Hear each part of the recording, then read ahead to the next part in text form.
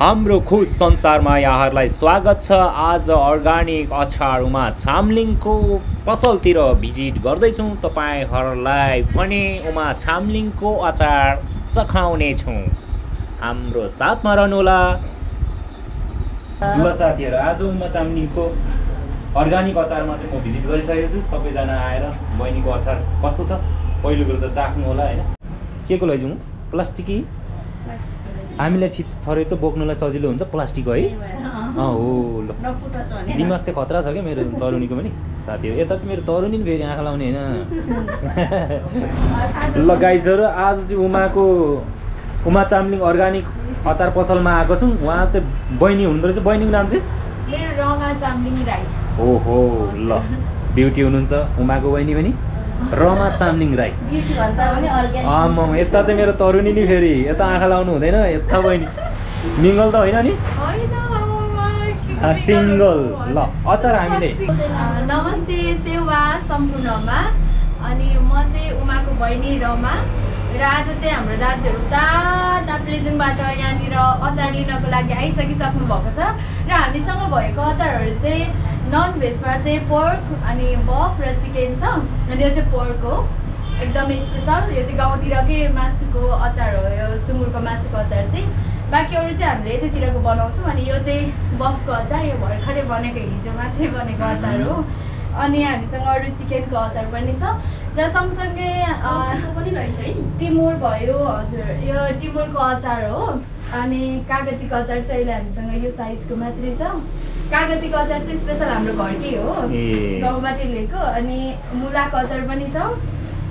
सँगै यो लप्सीको दुईवटा टाइपको छ, एउटा अमिलो र अर्को गुलियो अचार छ। अनि अकबरी खोर्सानी, यहाँनिर देख्नुहुन्छ तपाईँहरूले तामाको पनि छ है अचार। ओहो, के को तामा बहिनी? हजुर, यो बाँसको तामा हो। ओहो, यसलाई चाहिँ हाम्रोतिर मेसु पनि भन्छ। मेसु भन्छ। हजुर, अनि यो चाहिँ एकदमै मिठो पनि छ है अचार। अनि सँगै हाम्रो लोकल घिउ पनि पाउँदो रहेछ है। ल गाउँबाटै लिएको यो घिउ पनि। अनि हामीसँग दुईवटा टाइपको छ, एउटा यो झोल मात्रै भयो। अनि अर्को भनेको चाहिँ यहाँनिर छ हाम्रो के अरे चाका सहितको ननिचोरेको। हजुर, त्यो चाहिँ राम्रो हुन्छ। अहिले चाहिँ हामीसँग यति छ। मकैको चामल, अनि यो कालो दाल भयो, यो सिकुटी गुन्द्रुक सिकुटी। हजुर, एकदमै मिठो छ। अमिलो नअमिलो मेरो चाहिँ फेभरेट पनि हो। अनि नेपालको राष्ट्रिय अस्ति मम्मीले धुँदै गर्नुभएको बनाएको होला होइन, मम्मीको हातको हो। ल उमा चामलिङ अनि रमा बहिनीलाई मन पराउनुले पक्कै पनि यो त किन्नै नै हाल्नुहुन्छ। मिठोमा फेरि कुरै नगरौँ होइन बहिनी? हजुर, अब यस्तो के अरे कतिपय मान्छेहरू चाहिँ खाजा आजभोलि मोमो खाने, चाउमिन खाने होइन, बाहिरको खानेकुरा खानुहुन्छ नि त। उहाँहरूको लागि चाहिँ अब कोही कोही बेला महिनामा 2-3 चोटि अर्ग्यानिक खानेकुरा खायो भने आफ्नो हेल्थलाई पनि राम्रो हुन्छ भनेर। विशेष के हो? फापरको पिठो। फापर मलाई मनपर्ने सबैभन्दा पहिला। त्यस पछाडि कोदोको मन पर्छ। अनि अर्को यो कोदोको पिठो खाना चाहिँ नबिर्सिनु होला। यो दुईटा मिक्स गरेर रोटी बनाएर खाँदा पनि मिठो हुन्छ, एकदम राम्रो। र म एकैचोटि भनिदिइहाल्छु ल। अनि हाम्रो लोकेसन पनि राम्रो भनिदिनु पर्यो। यो चाहिँ हामी पनि खोजेर अलिकति आएको। हाम्रो लोकेसन चाहिँ तपाईँहरूले गुगल म्यापमा पनि हेर्नुभयो भने उमा चामलिङ अर्ग्यानिक अचार पसल मेन ललितपुर भनेर सर्च गर्नुभयो भने ठ्याक्कै यो पसलको आउँछ। र उमा चामलिङ अर्ग्यानिक अचार पसल गोदावरी भन्नुभयो भने ठ्याक्कै माथि गोदावरी नयाँ बाटोको आउँछ। तपाईँहरूले म्यापमा पनि हेर्दै हेर्दै आउन सक्नुहुन्छ। र डाइरेक्ट आउनुहुन्छ भने पनि सातो बाटोबाट, ठ्याक्कै सातो बाटोको भाटबोटिनीबाट चाहिँ 100 मिटर अगाडि राइट साइडमा चाहिँ हाम्रो उमा चामलिङ अर्ग्यानिक अचार पसल छ। यहाँनिर आउन सक्नुहुन्छ। सस्तो मिलाएर दिन्छौँ हामी। ल गाइजहरु बुझिहाल्नु भयो ल, एकदम सस्तो अनि एकदम मिठो अर्ग्यानिक। अनि कुन ठाउँको पो? खोटाङको गुन्द्रुक। खोटाङको उमा चामलिङको मम्मीले बनाउनु भएको मैले देखेको थिएँ। यो के भरे गुन्द्रुक त्यही नै हो।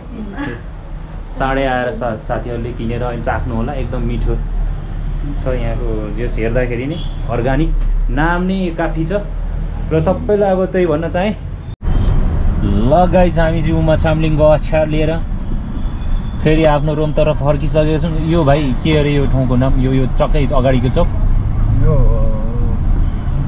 ए चापा गाउँ दोबाटोदेखि भित्र छिर्नुभयो भने अलिकति राइट साइड बढ्नु के भन्नु यो राइट साइड होला कि लेफ्ट साइड हो भाइ राइट साइड हो राइट साइड उताबाट आउँदा राइट साइड उता राइट साइड सातोबाट आउँदा लेफ्ट साइड सातोबाट आउँदा चाहिँ लेफ्ट साइड एकान्त कुनाबाट राइट साइड पर्ने रहेछ।